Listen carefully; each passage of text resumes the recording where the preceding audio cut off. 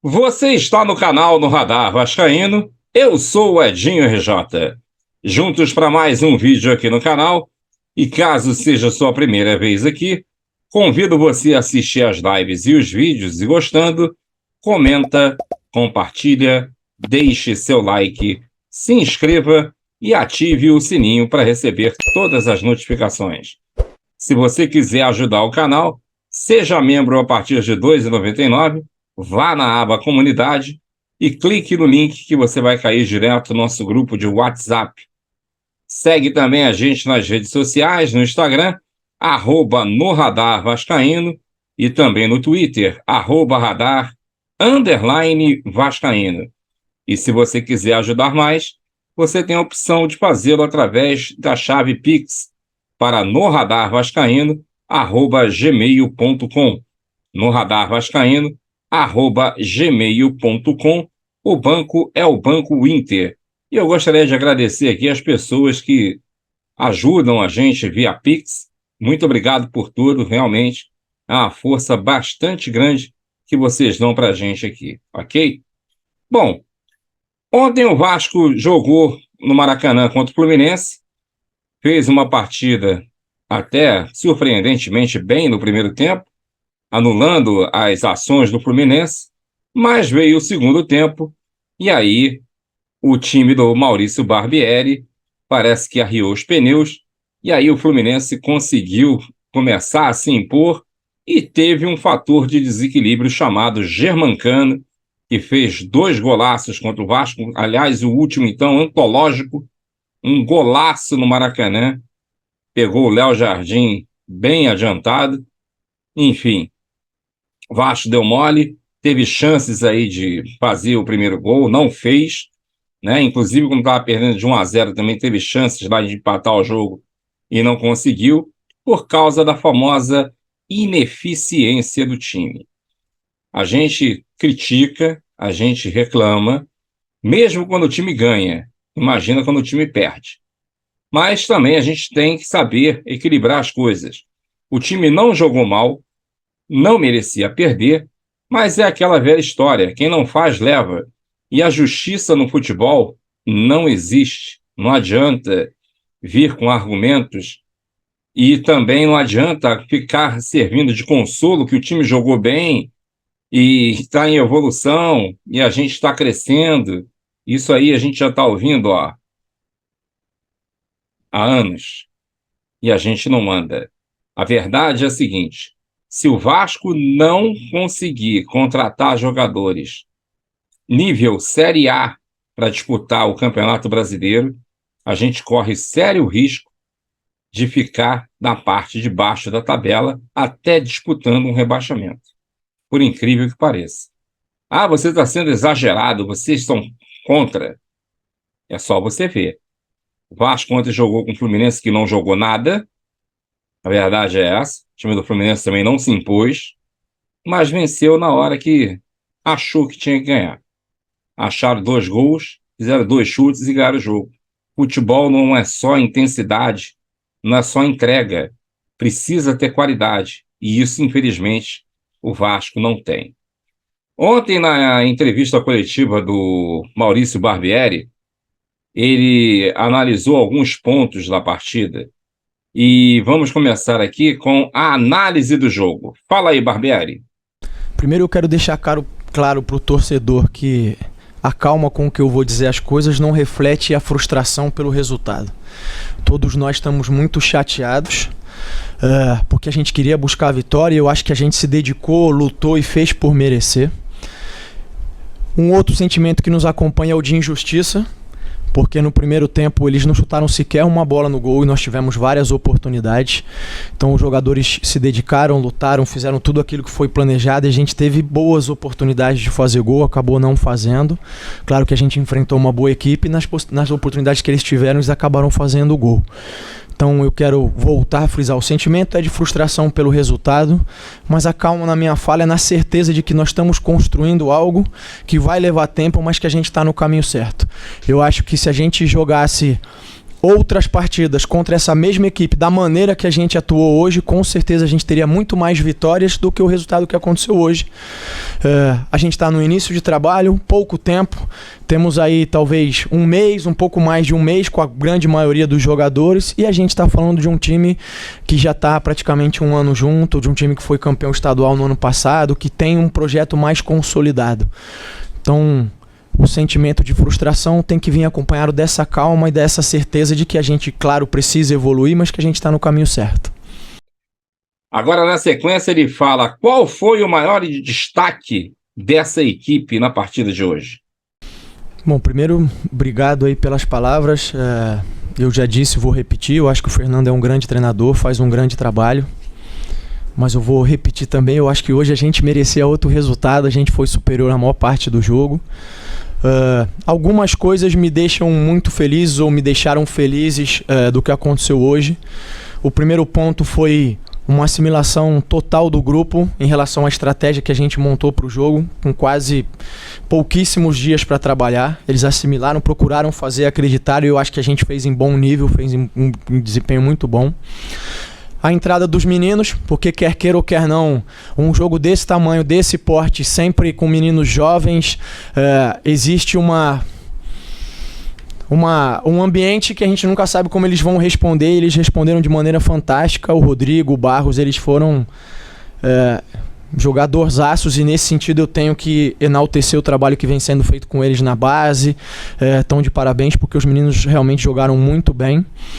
Um outro ponto foi, por mais que eu tenha necessitado fazer mudanças no elenco, e saiu um e saiu o outro, o espírito com que a equipe toda, aqueles que entraram, aqueles que tiveram que começar de fora, encararam o jogo, me deixaram muito satisfeito e com a convicção de que, mais do que uma equipe, a gente está formando um time, um grupo, uma família muito forte, onde todos se apoiam, onde todos se ajudam, e isso vai fazer diferença na grande temporada que a gente vai fazer até o final do ano.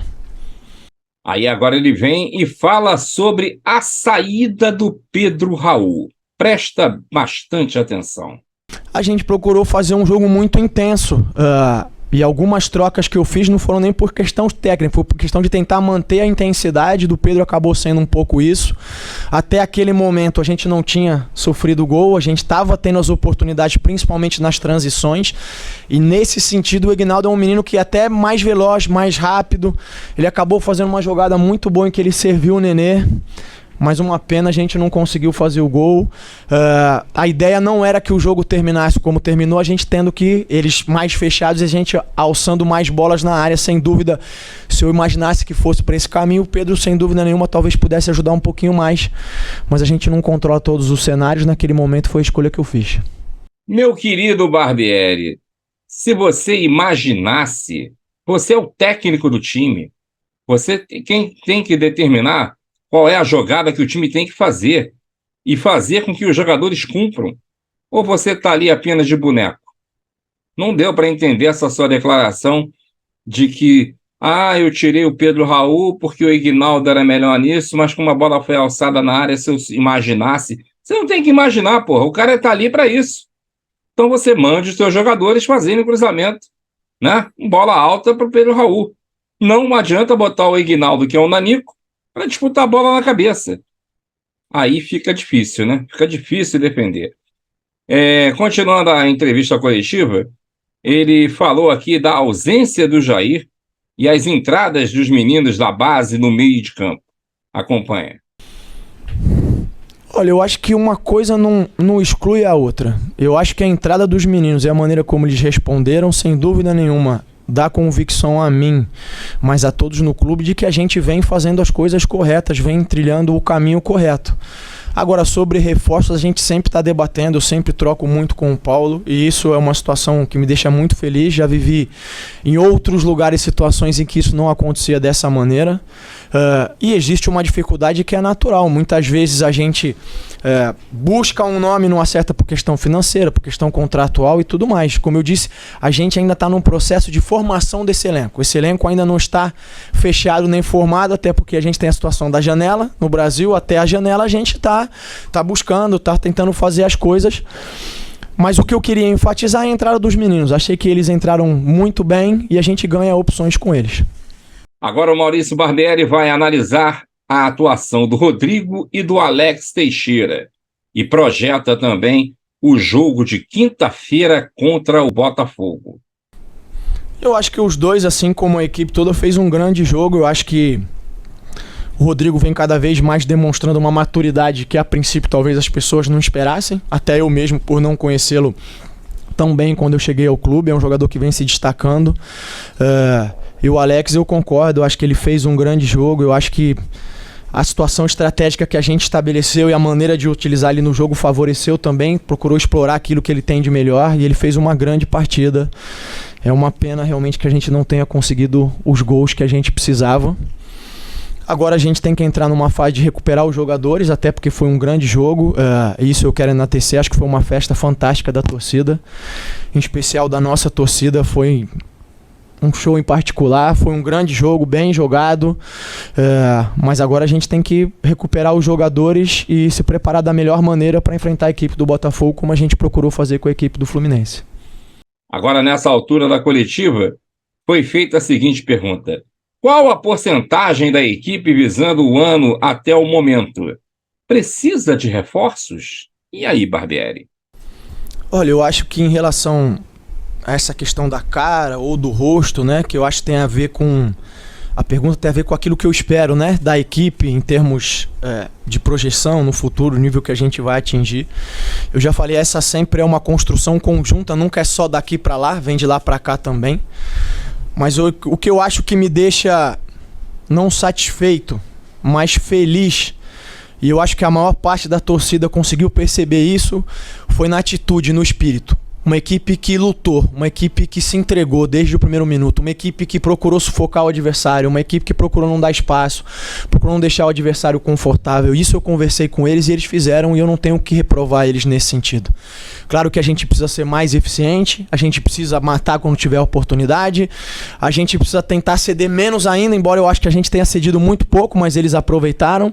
Então, em termos de espírito, de atitude, e aí eu digo torcedor porque o torcedor é o ser humano como todos nós, sabe que nem sempre na vida, por mais que a gente batalhe, a gente lute, às vezes as injustiças caem, a gente não entende por quê, como foi hoje o resultado final. Eu acho que foi injusto. Isso me deixa feliz, me deixa satisfeito. Desculpa, satisfeito não, eu falei feliz, né? Satisfeito não.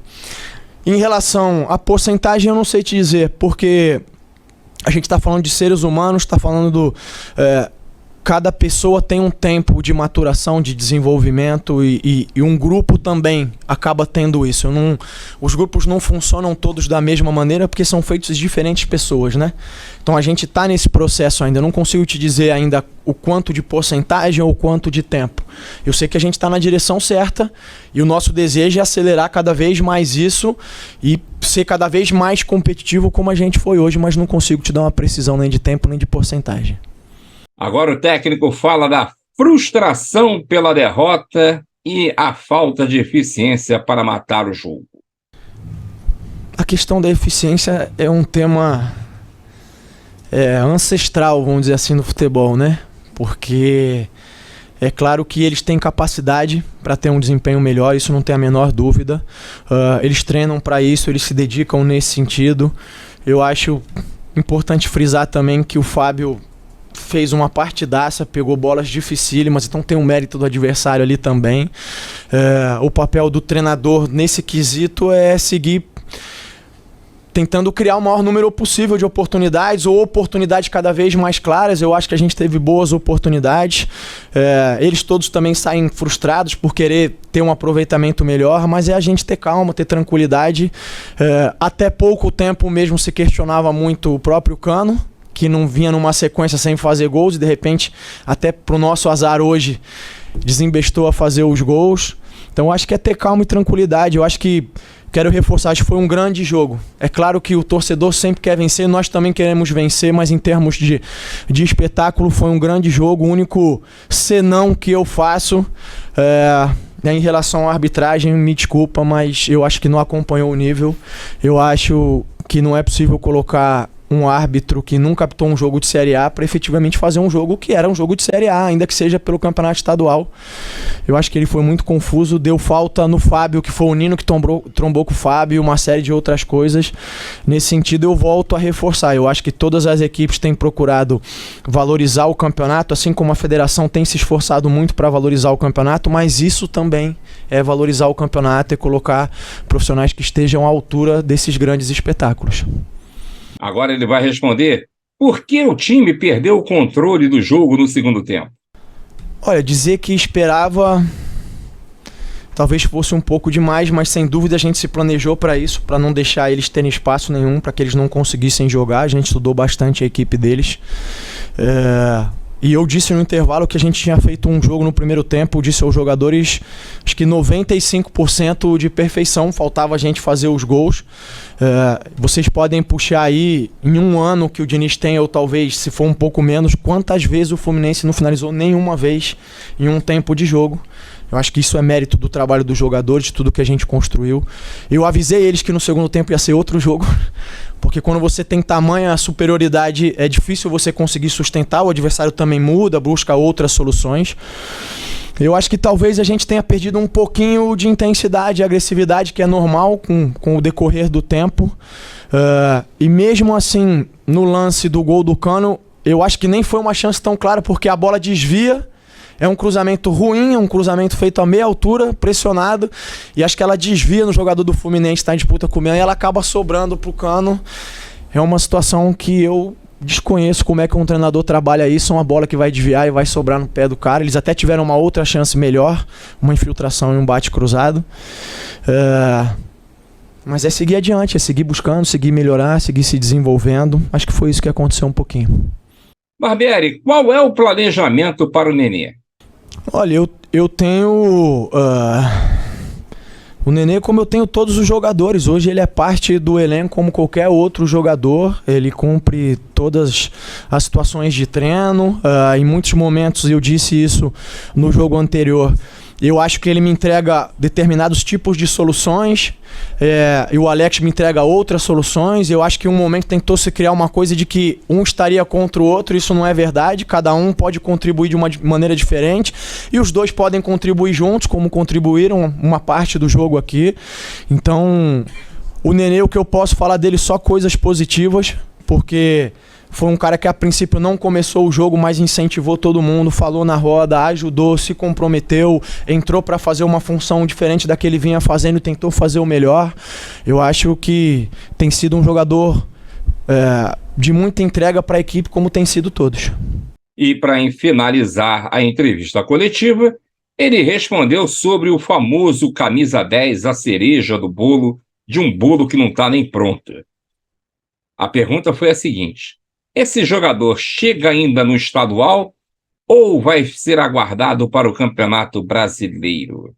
Eu não tenho uma resposta definitiva para te dar. Eu acho que vai na linha daquilo que eu falei. A gente segue sempre conversando sobre situações, possibilidades, oportunidades, soluções que a gente precisa trazer para esse grupo. A gente faz isso diariamente e está buscando elas. Eu não consigo te dar uma resposta definitiva de quando isso vai acontecer, né? O meu desejo, e é o desejo também do Paulo, o desejo de todo mundo que trabalha no Vasco no dia a dia, é que a gente consiga fazer isso quanto antes. Mas tem situações, como eu frisei anteriormente, que condicionam a situação. Tem contrato, tem orçamento, tem uma série de situações, tem característica, tem um monte de coisas. O que a gente tem procurado fazer, e eu acho que a gente tem feito muito bem, é ser bastante assertivo, é procurar ter muita convicção em quem a gente está contratando. E eu vejo isso hoje. Eu acho que praticamente todos os jogadores que a gente trouxe, jogadores novos, vêm apresentando bom desempenho, vêm agradando o torcedor, vêm agradando ao treinador, e a gente tem, junto a isso, procurado dar oportunidade para os meninos da base, que também vem demonstrando bom nível. Bem, diante de tudo que você ouviu aí do Barbieri, eu gostaria que você deixasse aí seu comentário, se você está de acordo com as declarações do técnico, principalmente quando ele disse que foi injusto a derrota ontem. Enfim, a gente viu realmente que a partida teve um certo grau de injustiça, mas futebol, como eu já falei no início, não tem justiça, não é mesmo? Bom, Lembrando a você que logo mais às 22 horas a gente está de volta com a nossa live de segunda-feira, que começa às 10 da noite. Normalmente as lives são às 21 horas, né, de terça a sexta-feira, mas segunda-feira a nossa live é especial e começa às 22 horas. Conto com você e aquilo. Deixa seu like, se inscreva no canal e ative aí o sininho para receber as notificações. A gente se vê mais tarde. Valeu!